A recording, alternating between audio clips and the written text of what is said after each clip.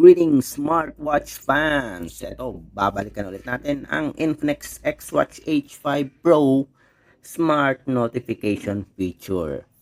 After successful demo ng ating Facebook Messenger sa ating Infinix Xwatch H5 Pro, this time, i-demo naman natin ang WhatsApp application. So kung balak yung bumili ng Infinix Xwatch H5 Pro and WhatsApp user kayo, tingnan nyo muna yung video nito, panoorin nyo muna para malaman nyo kung working nga ba ang paborito nyong app sa ating Xwatch H5 Pro Smartwatch. So kung may mga katanungan kayo, drop lang ng comment, support our channel, like, share, and subscribe sa ating nag-iisang Smartwatch Pinoy TV.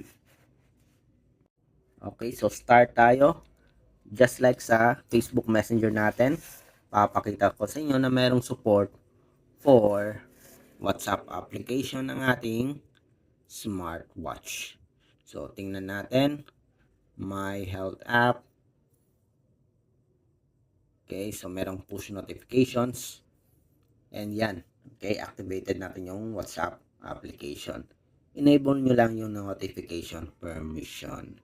So, everything is set para sa ating Xwatch H5 Pro. So, try na natin. Tingnan natin.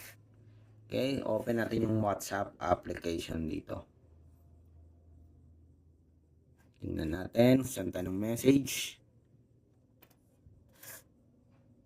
Hopefully, walang delay. Hello? Musta na?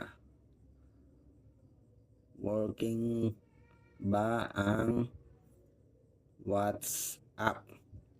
Yan. So, send tayo ng message. Tingnan natin. Delete lang natin yung previous messages dito. Okay. Then, send natin. Ayun. Ang bilis. Okay. Meron kagad. So, meron tayong support for smart notification sa ating Infinix Xwatch H5 Pro when it comes to WhatsApp application. So, ano nga ba yung mga details dito? So, meron tayong name ng application. May time. Okay, name ng sender, si Chloe. And yung message natin. May option din tayo to delete yung message. So, send ulit tayo. Hi. Yan. Okay, tingnan natin. Yun. Okay, walang ka-delay. Unlike sa messenger ka. Kahapon, medyo delay yung message. Okay. So, tingnan ulit natin. Yun. Okay. So, may option kang i-delete lahat yung message or pwede nyong delete pa isa-isa.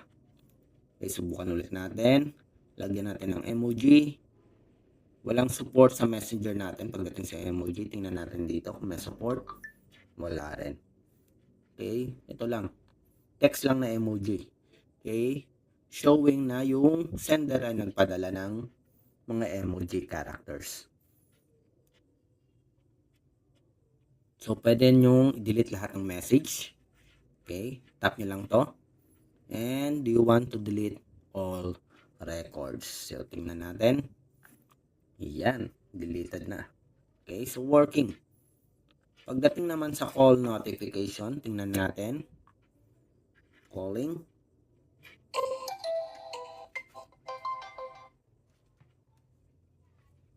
Okay, calling. So, probably, wala siyang option to answer calls. Okay, only notification dito para sa ating WhatsApp application. Nakita nyo, miss voice calls. So, walang option to receive calls. Uy, ba't may mga jackpot tayo dito? Okay. Mga ads ng sugal meron. Okay, tingnan natin. Send na tayo ng message. Graphics. Tingnan natin kung ano yung notification dito. Yan. Emoji photo yung nakalagay. Yun lang yung marireceive nyo pag graphics yung papadala nyo. Yan. Okay. So, that's it sa ating demo ng ating smart notifications pagdating sa WhatsApp application. So, working siya. Yung Infinix XWatch H5 Pro natin. Nakakatanggap rin ng call notifications. Hindi nga lang makakasagot dito sa Infinix XWatch H5 Pro.